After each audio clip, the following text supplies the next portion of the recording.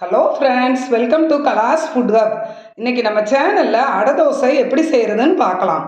அடை தோசை செய்கிறதுக்கு 1 கப் கடலைப்பருப்பு, 1 கப் மாவு பச்சரிசி, 1/4 கப் துவரம்பருப்பு, 1/4 கப் பாசிப்பருப்பு, 1/4 கப் உளுந்தம்பருப்பு, 1/4 கப் கொள்ளு எல்லாத்தையும் ஒரு பாத்திரத்தில் மாற்றியாச்சு.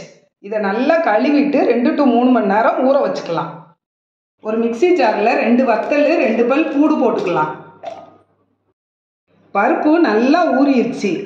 தண்ணி இல்லாமல் இதை மிக்சி ஜாருக்கு மாற்றிக்கலாம்.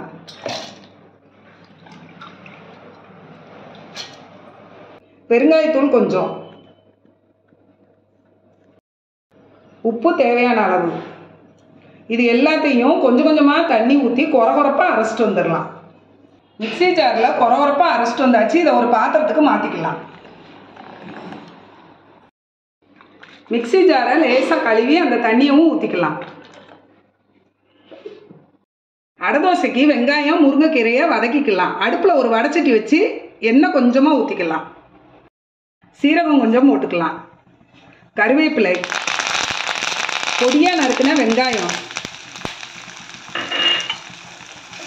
நல்லா வதக்கிக்கலாம். வெங்காயம் ஓரளவுக்கு வதங்கிருச்சு. க்ளீன் பண்ண கீரை 1 கப் போட்டுக்கலாம்.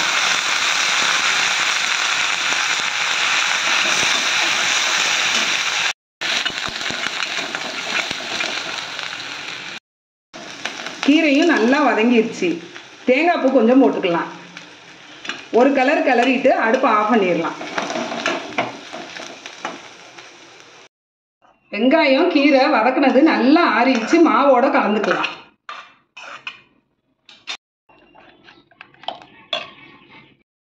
அடுப்பில் நல்லா தோசைக்கல் காஞ்சிக்கிட்டு இருக்கு. அடை தோசை ஊற்றிக்கலாம்.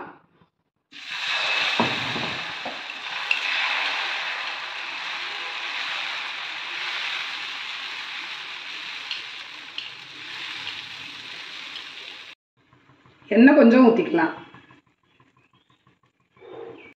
அடுப்பை மீடியம் ஃப்ளேமில் வச்சுக்கலாம். நல்லா வேகட்டும். ஒரு பக்கம் வெந்துருச்சு. தோசையை திருப்பி போட்டுக்கலாம்.